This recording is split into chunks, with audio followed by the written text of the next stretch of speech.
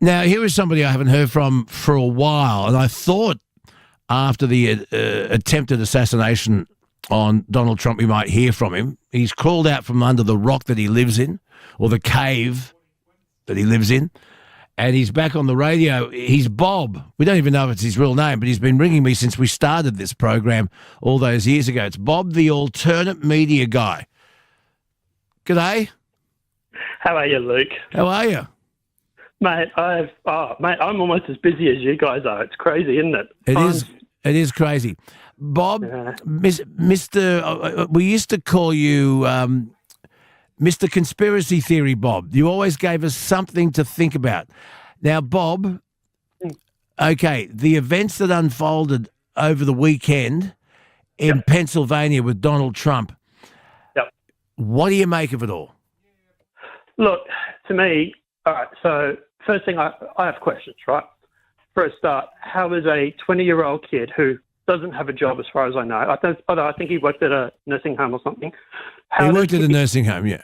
Yeah. How does he go through, get his dad's rifle, go and buy firearms, go and buy ammo, and get within 200, was it feet or meters? 130 metres in our measurements, 130 metres. And we find out that day he had purchased 50 rounds of ammunition. He purchased it just hours before the attempted assassination. Yeah. So I've spoken to Navy SEALs. I've spoken to people who have actually gone through and been a part of the Secret Service since this has happened. Obviously, a lot of them work with us in alternative media. A lot of the questions I keep getting from them is, why was there not? So one of the guys, won't mention names, he told me that every elevation that's above President Trump within a certain exclusion zone would have a guard or a person with a firearm on that rooftop. Why was there none near this building, which was well and truly close to President Trump? Why was he able to climb up on a ladder that was perched on the side of the building, bear crawl along the roof, and then take 5 shots before they even returned fire? Very good question. I don't understand it either. It surprised me. But even there were eyewitnesses pointing out that they saw this bloke on the roof with a rifle, and no one did anything. No one did anything. Why? What? Like, I don't want to be the conspiracy theory guy. You are, though. But you already are, Bob. You already are. But go on.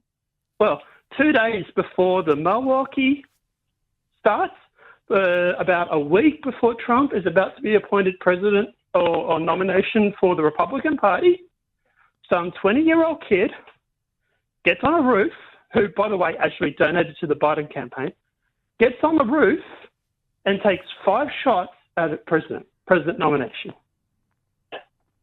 Yeah, you tell me. I don't want to be the conspiracy guy, but you already are, Bob. So keep going. What are you suggesting? Are you suggesting that somebody within the Secret Service or the FBI allowed it to happen? Or the deep state. Yep, that's what I reckon.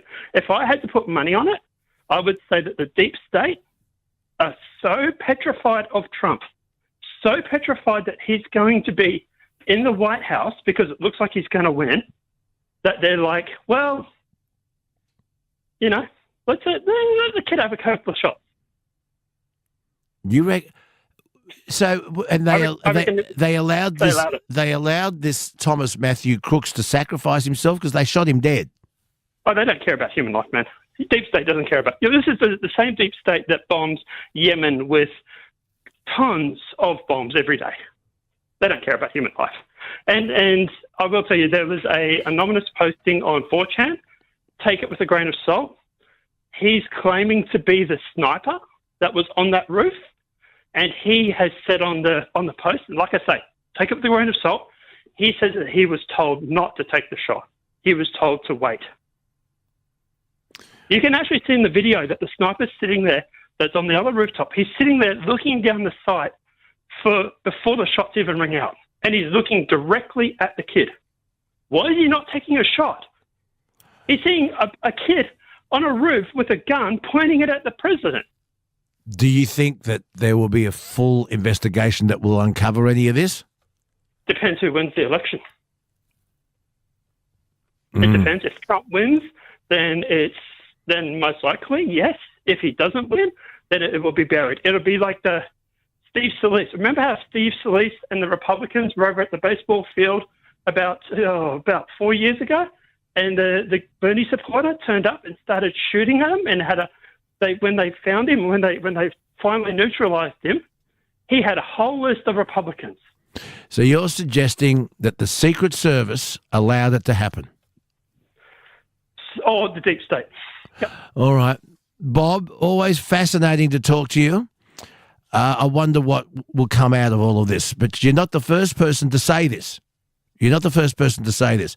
There are too many unanswered questions, too many breaches of basic Secret Service protocol that people cannot explain, that just cannot explain.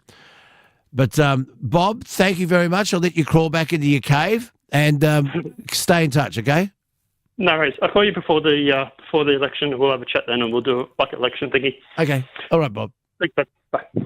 That's Bob. I don't even know if that's his name, but he introduced himself to this program years and years and years ago when we first started. Jess was with me. And he runs a network of journalists around the world, and they swap these theories amongst them. He has contacts. As he said, he's spoken to ex-Navy SEALs. He would know ex-FBI agents.